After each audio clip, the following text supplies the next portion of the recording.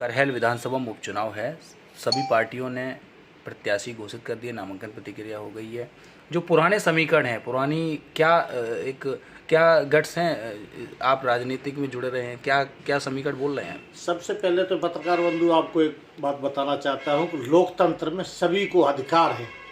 चुनाव प्रक्रिया से गुजरने के लिए सभी को एक जैसा अधिकार है और इस भारत में सभी को, गरीब हो, अमीर हो, पार्टी हो, निर्दलीय हो, जिस भी पार्टी से जो भी हो, लड़ने का सभी को अधिकार है और सभी को अपने हिसाब से मतदान होता है।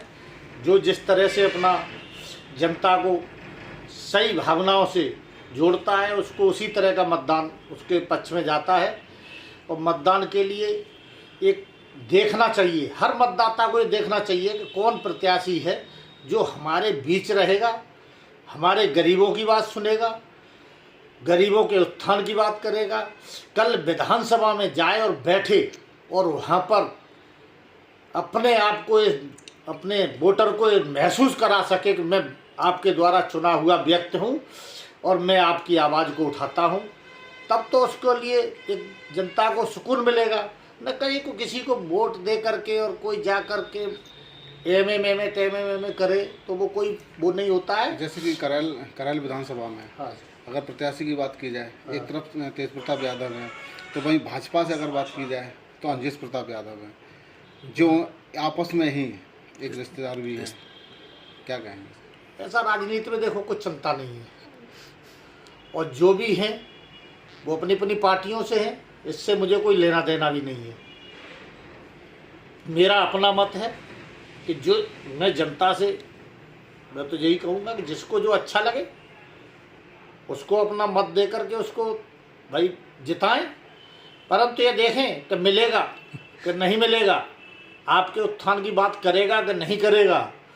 आप अपने कद को देखते हुए, वोटर भाइयों को अपने कद को देखते हुए और उस व्यक्ति को वोट दें जो आपके किसी भी तरह की उन्माद न फैलाए, सभी जात और धर्म के लिए बराबर का हक दिलाए, सभी गरीब, किसान, नौजवान, बेरोजगार, दलित, वांछित सभी की मदद करे।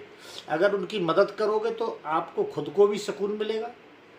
और मदद के लिए फिर ये नहीं कि आज हम वोट ले रहे तो उनके पैर छू रहे हैं, और कभी भी चरित्र से नहीं गिरना चाहिए कि अगर हम राजनीति करने जा रहे हैं और चुनाव लड़ने जा रहे हैं तो इतने हम चरित्र से नहीं गिरेंगे कि अपने से छोटे के पैर नहीं छुएंगे।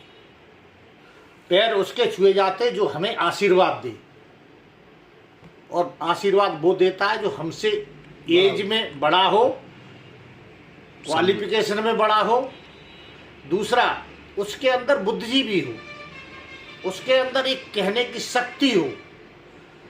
वो उन लोगों के गरीब से गरीब पैर उसके छूना चाहिए जो दलित वर्ग से जो गरीब, जिसके पैर सबसे गंदे हों, उसके अगर पैर छुओगे तो कुछ न कुछ निश्चित मिलेगा। और एक धुले हुए और कवरे और चिट्ठों के पैर छुओगे तो मुझे नहीं लग रहा कुछ मिलेगा, क्योंकि वो तो जो आएगा वो उन्हीं के पास तो आएगा, जो भी आएगा वो उन्हीं के पास आएगा।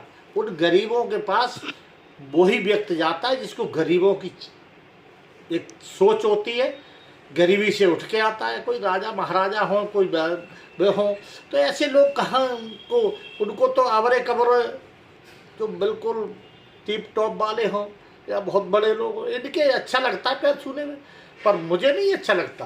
क्या लगता है कि अब की बार विधानसभा में किसकी पार्टी भारी रहेगी? अब वोटर जिसको वोट देगा उसकी पार्टी बाहर रहेगी, भारी रहेगी, उसमें क्या है, जिसको वोटर वोट देगा। और ये तो आप लोगों को सभी को पता होगा किसकी भारी रहेगी, किसकी हल्की रहेगी। जो जात के लिए काम करेगा, सबसे पहले हम जात के नेता होते हैं, उसके बाद हम हर समाज से अगर हमारे साथ जुड़ा हुआ व्यक्ति सुकून से महसूस करता है, नेताजी महसूस करता है, तो उससे ही कुछ मिलेगा।